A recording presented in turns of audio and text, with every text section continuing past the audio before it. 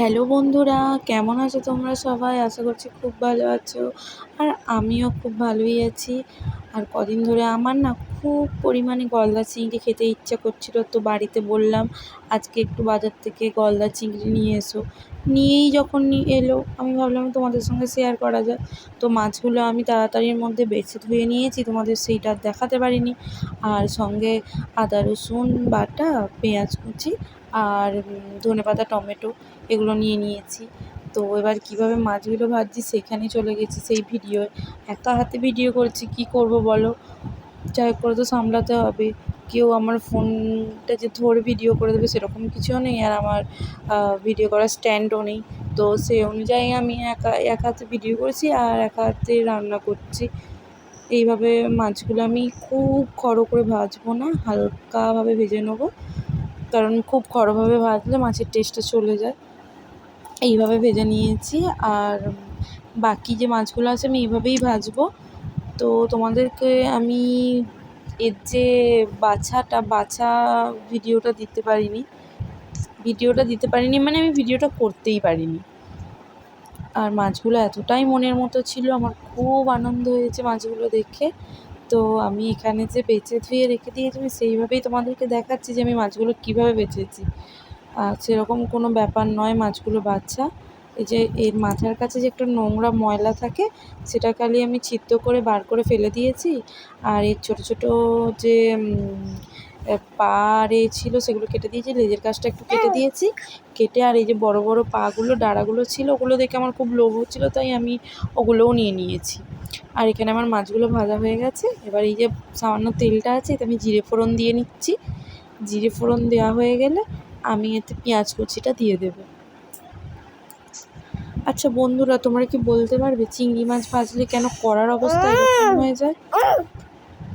আমি কিন্তু বুঝতে পারি না কেন এরকম হয়, লালচে লালচে। তোমাদের জানা থাকলে অবশ্যই আমাকে কমেন্টে বলো কিন্তু। হ্যাঁ, পেঁয়াজগুলো আমি একটু হালকা নেড়ে লাল করে নেব, তারপরে এতে আমি টমেটো কুচিটা দিয়ে দেবো।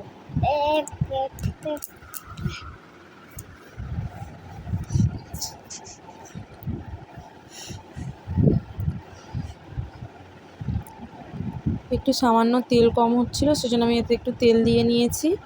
আর এবার আমি আদা রসুন বাটাটা দিয়ে দেব। আর আদা রসুন বাটাটা একটু ভালো করে ভেজে নেব যতক্ষণ না ওর কাঁচা গন্ধটা চলে যাচ্ছে।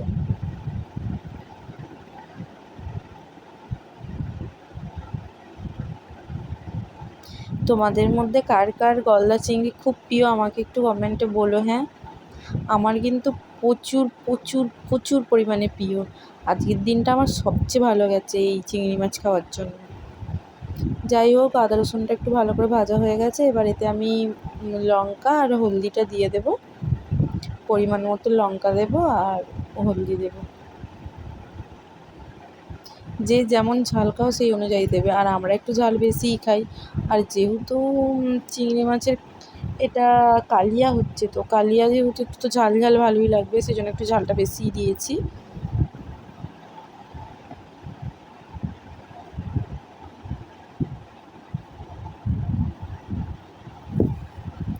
আর সত্যি বলতে কেউ আমায় সাপোর্ট সেই হারে করে না। আর ভিডিও সেরকমভাবে আমার মানে কেউ লাইকও দেয় না, কেউ কোনো কমেন্টও করে না, জানি না কেন, হয়তো ভালো হয় না। তো এবার লবণটা দিয়ে দিয়েছি। এবার এতে ভালো করে কষিয়ে নিয়ে জলটা দিয়ে দেবো। আমার একটু অসুবিধে হচ্ছে কারণ আমি একা হাতে ফোনটা ধরে আছি আর এক হাতে রান্নাটা করছি, তো সেই জন্য। তো কোনো রকম প্রবলেম হলে তোমরা একটু মানিয়ে নিও। হ্যাঁ, কারণ আমি এইভাবে একা হাতে সব কিছু করছি, কেউ আমায় তো সাপোর্ট করছেই না, তবুও আমি চালিয়ে যাচ্ছি। দেখাই যাক কতদিনে আমার পাশে সবাই এসে দাঁড়ায়। তো যাই হোক, আমি মশলায় এতটুকু জল দিয়েছি যাতে মাছগুলো ডুবো ডুবো হয়, এরকম জল দিতে হবে। কারণ আমি যেহেতু খোসা সমেত রান্না করেছি, আর খোসার ভিতরে তো ওর মশলার রসটা তো যেতে হবে, নুন ঝাল, তবেই না ভালো লাগবে, টেস্টি লাগবে। সেই জন্য আমি মাছগুলো ডুবো ডুবো অনুযায়ী জল দিয়েছি। আর এই জলটা পুরো ভালো মতো ফুটে গেলে আমি ধনেপাতাটা দিয়ে দেবো। দেখো, হ্যাঁ, এরকম ডুবো ডুবো দিলে কি মাছের মধ্যে পুরোপুরিভাবে রসটা যেতে পারবে। এবার আমি ধনেপাতাটা দিয়ে দেবো, দিয়ে একটু নাড়াচাড়া করে নেবো, মাছগুলো উল্টে পাল্টে নেব।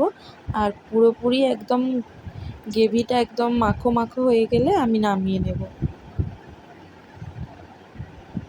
দেখাবো তোমাদের, দাঁড়াও কীরকম হলে নামাবো।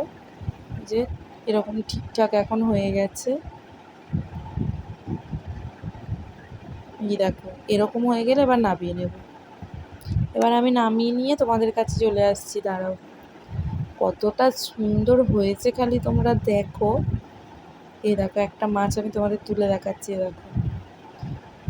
চলো, এই এতটুকুই রাখতে হবে, এর থেকে বেশি মেরে দিলে মানে আরও টেস্টেই চলে যাবে। আমি নামিয়ে চলে আসি। এই দেখো কতটা টেস্টফুল হয়েছে, দেখছো? আর খাওয়ার সময় তো হেভি লাগছিল। আমার ছেলে প্রচুর দুষ্টুমি করে, দেখছো তো? আমি ভয়েস দিচ্ছি, এই সময় বদমাইশি করছে। তো বন্ধুরা, ভালো লাগলে অবশ্যই লাইক, কমেন্ট, শেয়ার আর সাবস্ক্রাইব করে দিও।